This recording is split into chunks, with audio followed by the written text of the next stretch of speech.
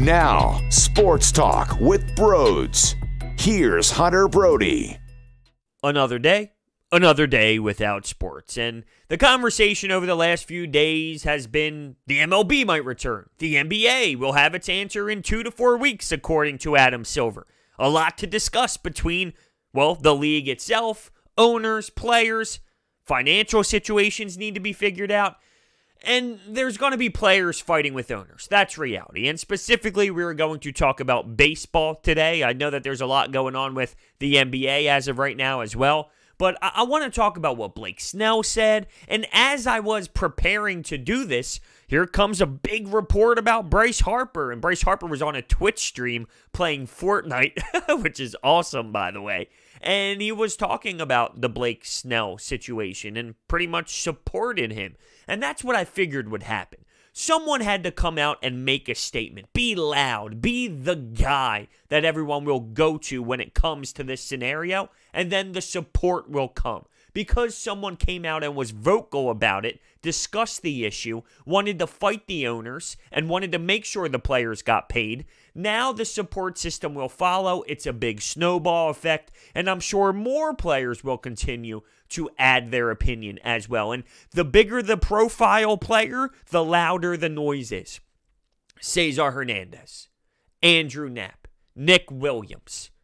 If they're unhappy about this, don't get me wrong. That's the reason why there's a players' union. Their voice will be heard in the baseball circle, but it's not as powerful as a Bryce Harper, as a Blake Snell, or as Mike Trout. Mike Trout stated this was back more when the conversation was about quarantining in a specific city, but he said, no, my wife is going to have a baby. I want to be there for my baby. What, am I going to have to quarantine afterwards, miss part of the season? I can't leave. I got to be stuck in certain hotels, right? I mean, I got to be stuck somewhere. I can't leave ever. Listen, this is part of the battle. So I think, actually, the more and more I think about it, even though it might seem as if there's a few steps forward, and then a few steps back, and then a few steps forward, and then a few steps back, because the players and the owners are going back and forth, figuring out what's the best way to compensate these people for going out there and competing on the diamond. That's essentially a step forward, though. If you're looking at a timeline, the season was postponed. The MLB season, done. Stop spring training. Even though it seems to be flip-floppy at the moment, it's still trending in the right direction, because as a whole, the next step when it comes to getting back on the diamond is to figure out the compensation, to figure out the contracts, to figure out how much money they will be paid, and that wasn't going to be an easy process. This might be the biggest process.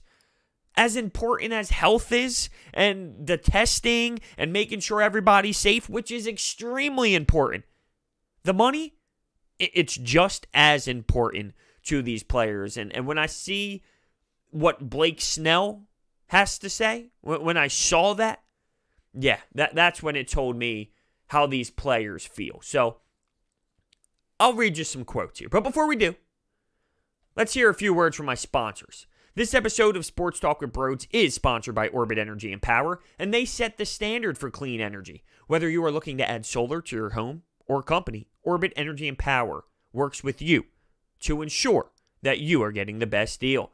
That's not all. They can also provide water purification systems, backup energy services, battery storage, and more. Visit them online at orbitenergy.us. So here's what Snell had to say. Y'all got to understand, man, for me to take a pay cut is not happening, because the risk is through the roof. No, I got to get my money. I'm not playing unless I get mine, okay? And that's just the way it is for me. Like, I'm sorry, you guys think differently, but the risk is way the hell higher, and the amount of money I'm making is way lower. Why would I think about doing that? Bro, I'm risking my life. What do you mean it should not be a thing? It should 100% be a thing. If I'm going to play, I should be getting the money I signed to be getting paid. I should not be getting half of what I'm getting paid because the season's cut in half on top of a 33% cut of the half that's already there. So I'm really getting like 25%. on top of that, it's getting taxed. So imagine how much I'm actually making to play. You know what I'm saying? I'm just saying it doesn't make sense for me to lose all of that money and then go play. And then be on lockdown, not around my family, not around the people I love, and getting paid way the hell less. And then the risk of injury runs every time I step on the field. You're going to have to give some, and you're going to have to take some. I'm not one of the people banging the table screaming, these players are millionaires, they should sacrifice everything because we need it. The public needs it. Society needs sports so we can see that the world is trending on the right place and going on the right path. And to be honest with you, I don't think that way. The players do have a right to fight. I will say, though, that Blake Snell was a little extreme. You are going to have to sacrifice. The owners are going to have to sacrifice, and the players are going to have to sacrifice. You're not going to get your full contract. This is the way all of America is going, right? So he's going to take a hit.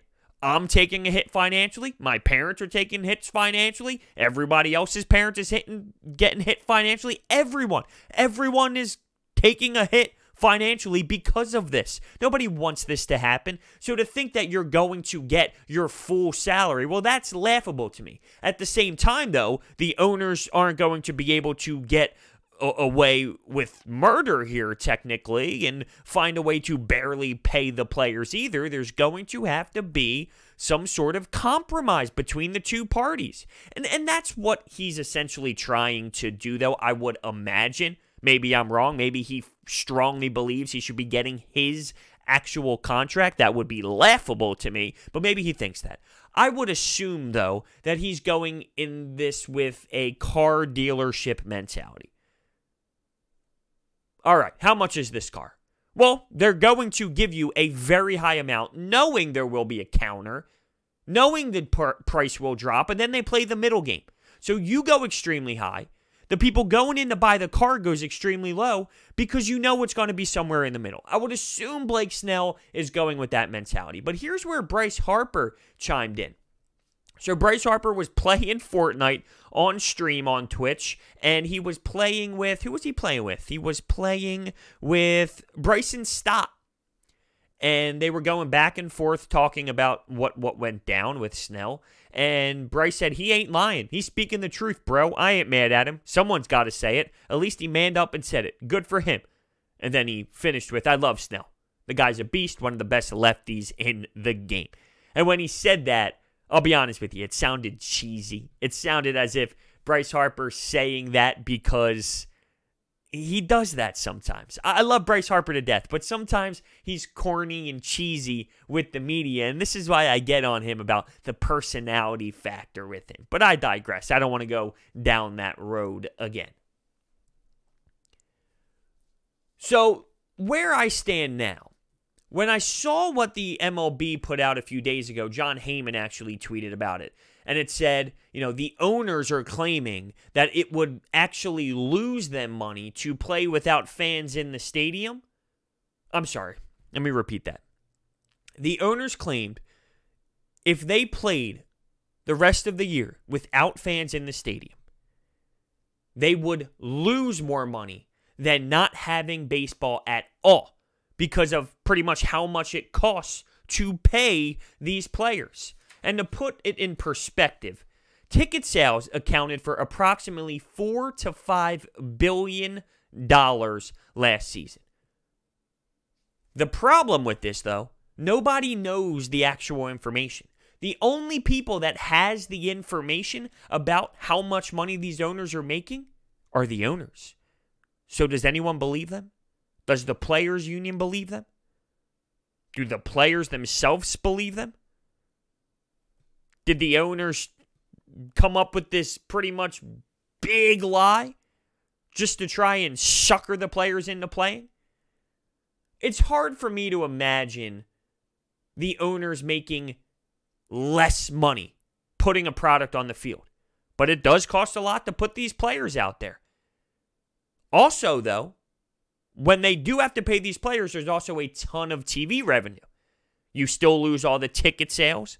All the, parking and beer that's bought, food that's bought, just being in the stadium every single night. What is there, 81 home games? I mean, that's a significant loss. But think about how much you could possibly add on the TV side. Now, it won't make up for what you're losing at the stadium. But I'm sure because of the circumstances, there will be more possible advertising and things of that nature that can help the loss, if you will. It won't be extreme. I don't think it'll be extreme, but it will at least help the cost. I think the owners are full of crap. I also think Blake Snell is being way too hard. You got to come together and compromise in a situation like this. This is so out there, all right? I don't think I need to explain how out there this is. They need to put on their big boy pants, sit down in a conference room, look at each other in the eyes, dead in the eyes, stare down, and say, how do we get back on the field? How do we make it where everyone is comfortable? See, we instantly think about Bryce Harper, Mike Trout, Garrett Cole, these players who are making millions and millions and millions and millions of dollars a season, $36 million a year, $26 million a year. There's a lot of players who don't make that much money in the league. And there's a lot of players who live based off of that income. And this is something that Mike Gill and I spoke about on 97.3 ESPN today, and Gil brought this up, and I thought it's an excellent point. Some of these players who aren't the top of the top, in the middle of the road, or even maybe below average in the MLB, they live according to how much money they are making at the MLB level. Now take that away from them. How do they pay their mortgage, their car bills, electric, food, right? Because they are living based off of, well, what their MLB income is. And we're not talking $3 million, $4 million, $5 million. We're talking less than that. There are plenty of players out there. We instantly think, though, about the big dogs. So some of these players might be chomping at the bits to get back out there because they need some sort of money. They need that cash flow. Remember when the NFL just went through their CBA just a short while ago? And these old guys really wanted to stay put and put their foot down and make sure the NFL doesn't make it a 17-game season. They want to make sure that there's no extra playoff games. But the young cats in the league, they look at that money. They look at how much money they can make early on. They think about the potential of what could be. And it was a battle. And it was not far away in terms of the percentages. It was super close. It was really close. But ultimately, we know how it finished. So there were a ton of people unhappy. That's how this is going to be. There's going to be a ton of people unhappy. There'll be people like Blake Snell, and then there'll be people who are battling for spots in the MLB, and they want to perform, and they want to play. This is the next step, though. So remember, when it comes to this timeline, it is shifting towards getting baseball back. In this area, though, you're going to see some flip-flopping. And this might be the hardest part. I think this is harder than the health part of this, which is crazy to say. That's not to downplay the health side. That's to say this money part is going to be aggressive. And it might be a while, and it might get ugly. And sadly, it's a part of this, and we're going to have to sit through it. Now, let's hear a word from my next sponsor, Ravens Brew Coffee. You know me, I'm a coffee addict. Here we go. Look, I'm recording this late at night. And coffee all day, all night long. Just finished it. Outstanding. When Ravens Brew Coffee touches my lips, it's fantastic. It's almost as if I'm melting of joy. I get the jitters. I love the jitters. I'm a coffee jitter guy. Now, they have so many unique blends. And they have caffeine levels, different caffeine levels for what time of the day it is. I like strong caffeine late at night, but some people might not. Make sure you check them out. Ravens Brew Coffee. The link is in the description. I don't know if that July 4th date is going to be real. It's so far away. We're learning so much more information as the days go by. But I sense right now there's going to be a big backing behind Snell. There's going to be big-time names supporting Blake Snell. And when big-time names support, whether it's fair or not, it matters. When LeBron James speaks, I think it's more important than when TJ McConnell speaks, wouldn't you say? When Tiger Woods speaks, that's way more important than when anybody else in the golf game speaks. when Serena Williams speaks. That's way more than when Madison Keys speaks. And the players want to get paid. They want to get paid properly. And that's how this is going to be. Now, there's some questions I have when it comes to this health side of things.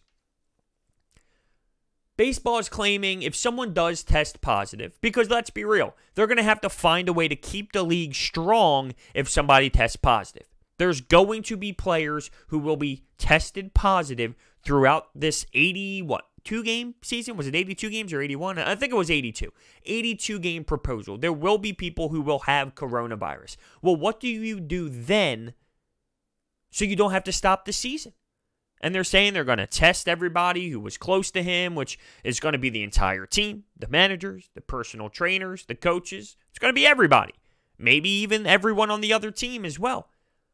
It'll be easy if it's one guy. All right, go quarantine. It might even be a top guy. It could be your best pitcher.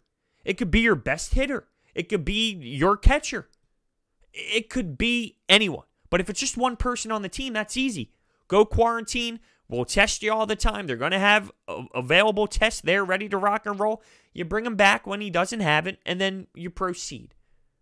The problem is, though, if one person tests positive, and then 9 people on that team test positive. What if it's close to the playoffs? What if it's in the playoffs? Does the team they play now automatically get a bye? They automatically win? And here's the problem. We won't know any of this until they go out and try it. But what if it spreads so quickly they got to shut down again? Then that looks awful. Now, this scenario could play out in spring training. So when they do their spring training 2.0 in June, if this was to happen, then maybe it happens then, and then it shuts down before the actual season begins, so it's not as if they get so deep into it.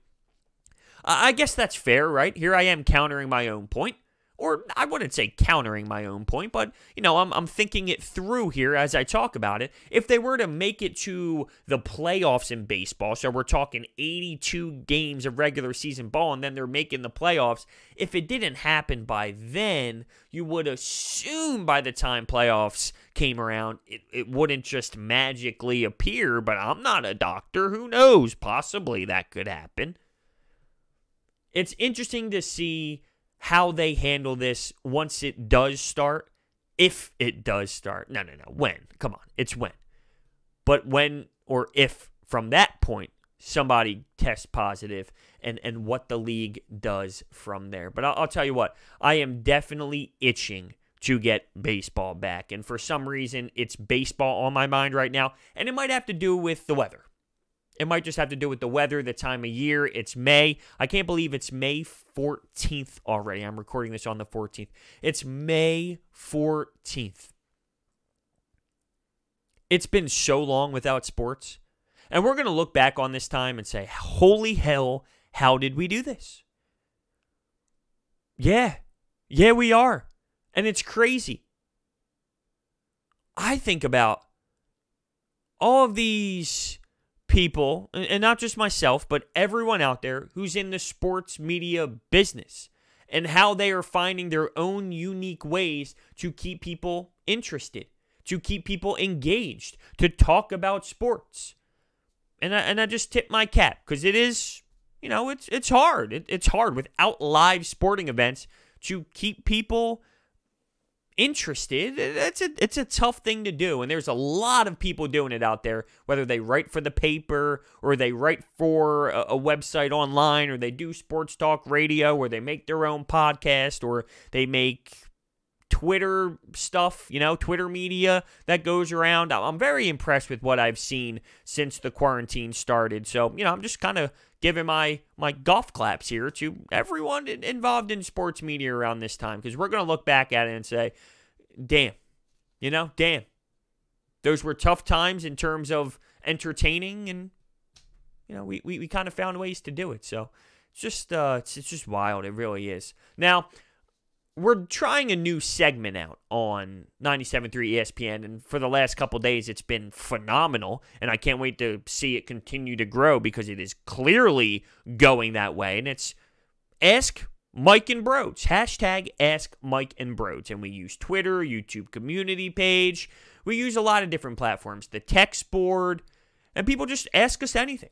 And we had a couple baseball questions that were asked on the air, and I kind of wanted to talk about it here as well. There were a couple good ones. So the first one was what to expect out of Rhys Hoskins this year. And now that we don't know how many games being played, it's kind of tough, but I'll just put it in a bubble, if you will. I don't want to dive too deep. Well, with this season and how it's going to be played, and you're playing the AL East, and it's going to be a little funky, I'm just going to talk from a very broad perspective of Rhys Hoskins. I have a bad feeling about Rhys Hoskins. I do. I truthfully do. I don't know what it is. It seems like he had that one stellar year when he first came in, and he hasn't been the same since. There was a long piece on The Athletic of him, and it was showing all sorts of clips of, it would be the left side of the screen, him from one year, I'm just spitballing a year, say 2017, right? And then the next clip, which would be side by side, would be 2019. And it would show, his hips, his shoulders, his bat, where his hands were, and it would show the difference. And he was talking confidently about how this is going to change, and I'm going to be like this year. And during the most recent spring training, fastballs were getting blown right by him, swinging and missing, taking big hacks, wasn't even close to making contact. And factor in, he's not a great defender either. I want to be wrong. I like Rhys Hoskins, and I think he can be a piece that can help this baseball team, but he can't be anything that he was at the back end of last year, and something tells me that he might just be average. I'm not going to say he's going to be bad or he's the worst player ever or he's awful, but I don't know if he's going to be what we expected after seeing him play that first year, and that's a little concerning to me. I think we need that type of bat. We need that type of protection around Bryce Harper and JT Realmuto. Like, that was the juicy part of the lineup, and when this team thrived early on, you had Bryce, you had Rhys, you had JT. I mean, you had those bats that were so lethal. And I remember being at opening day, my back against the wall, and seeing a team intentionally walk Bryce Harper so they can face Rhys Hoskins, and this dude hit a grand salami. I mean, that's what we need him to do, and I just don't know if that is what he is going to be able to consistently provide. Now, he had 29 home runs. Is that bad? No. Is that great? No. I was going to say good. Is it good? I mean, technically, it is good, but with how he started this campaign for him, I would like to see close to 40. And that's a difference, especially if he's going to be hitting cleanup. It is a difference. The second question we got, Zach Wheeler. Now, the question was, what do you think his win-loss is, what his win-loss would be and his ERA? It's too technical right now. So with Zach Wheeler, he needs to be, once again, we're going to take a more broad approach to this. He just needs to be a really solid number 2. Aaron Nola can do his thing. He's very technical. He doesn't have the overpowering stuff. He's got good use of the off speed. Zach Wheeler has more of the fastball. He can throw it by guys. He can use the cannon. He'll have days where it's a little off. And I'll relate this to Jalen Reagor. Jalen Reagor was just drafted by the Eagles in the first round. But going into the draft, everybody knew that the Eagles needed a big-time number 1 wide receiver. Did they get that flashy number 1 wide receiver? No. No, they did not. But what did they get? In my eyes, they got a really nice player. They got a really nice player in Reagor. He'll help. He'll be a factor. Vegas has the yards, 800.5. To me, if he's in that ballpark, that's fantastic considering all of the weapons. So they didn't get that true insane number 1 guy, but they got a really nice piece. With Zach Wheeler, I see it the same way. Phillies fans knew they needed a star pitcher. Did they get that star elite pitcher? No. But what did they get? They got a really solid player. They got a really good player who can totally be a factor in this league. And when he's at the top of his game, he can really pitch well. So it's not that number 1 Garrett Cole that was available. But that doesn't mean that you should be underwhelmed. Because with where this team was last year, you can argue that that is a very important addition. And I think it is. So what he needs to be is a piece that you can rely on to go out on that bump after Aaron Nola and put together 7 strong innings, 6 2/3. I don't think that that's too ridiculous. With today's era of baseball, will you see him go out there and pitch 7 consistently? No, probably not. Give me 6 2/3 in that ballpark, and let's hope from there the bullpen will be able to hold its own. That's the scary part, though. Last question I got. Where do you see this team falling? How far could you see this team go? Now, for this one, I'll factor in the possibility of playing the AL East, having the full DH. With this year, if you would have asked me this before the quarantine and before the coronavirus, I said no shot of playoffs. I said 4th in the division. I saw where Vegas put their win-loss total at. It was 4th. It was behind the Braves, behind the Nationals, and behind the Mets. I saw them in that area, the 3rd, 4th type team. Now, though, it's completely so crazy and so wide open, and anything could happen that, I just don't know. I don't know. But when I look at their roster and their pitching and how they need help, and their bullpen's not insanely strong, and their back end is still really brutal, I flat out don't know. With the roster, I would say that they're still not a team that can really make it happen. But they are adding that extra playoff team. Adding extra playoff teams, excuse me. So could it be a possibility? If you took where they were last year after 82 games, they would have made the playoffs. The funny thing is, the Nationals would not have. And that is courtesy of Frank Close, 97.3 ESPN's Philadelphia Phillies insider. So it's interesting. And I'm for the DH going to the National League for this season. You kind of have to. You're mixing up the NL and the AL, so you don't have to travel as much. And I don't understand the reason why they aren't going to a city like Florida. And you don't need to quarantine yourself like it would have been a few months back with that report where you can't leave the hotel or go anywhere, because Florida's opening up. So you don't have to be trapped into a hotel. To me, going to all these stadiums along the East Coast, why would you do that? What's the benefit of staying in your own ballpark to play? What I heard was, well, because of the timing of games. You got your West Coast teams. If they all go to Florida, how are they on TV properly for the West Coast fans to watch? And then there's some logistic things. And okay, but I think you can figure that out. I really do. I think there would be a way to figure that out. Could you go to a place in a different time zone where it's not everyone's just in Florida, but each respected division of these 3 divisions are in their own spots, which make the most sense for their respected time zone? I know not all these states are opening up, but there's some around the league that I think is possible to utilize. There would be a way to figure it out. To me, it's almost like you're opening the door for something bad to happen by allowing everyone to play in their home stadiums, and that's the case here in this new proposal. They're just playing in empty ballparks, but they'll be traveling up and down the East Coast, and I'm talking about the Phillies in particular. The NL East plays the AL East. The NL West plays the AL West. Crazy times we are living in, but I am itching for baseball. I want to see it on my TV every day. I started out watching the KBO. I thought it was awesome. I'm not going to lie, it died out. Now, if the games were at 7 o'clock p.m., probably a different story. I don't know if I'd be so stoked to sit down and watch games at 7 o'clock like I would be for the Phillies, but it would be something that would at least turn on. Now, it's 1 a.m., 5:30 a.m. It doesn't hit the same, and I did really get bummed out on it. It kind of burnt me out. If I was that juiced, if it would have sucked me in that much, I would be there for it. You know? You tell me right now the Phillies play every morning at 1 a.m. I ain't missing a damn game. So that's how I know that it's not really sucking me in as much as I thought it would. And not that it's a bad product or the no fans is playing a factor or the broadcast or whatever. It has nothing to do with that. I guess it really just has to do with time. So, you know, if it was on at 7, who knows? Maybe I would have watched more than I thought I would. Thank you guys so much for listening.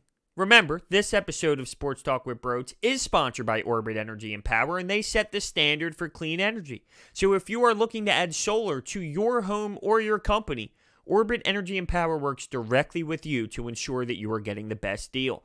Their team has over 20 years of experience, and they also actually worked on Lincoln Financial Field.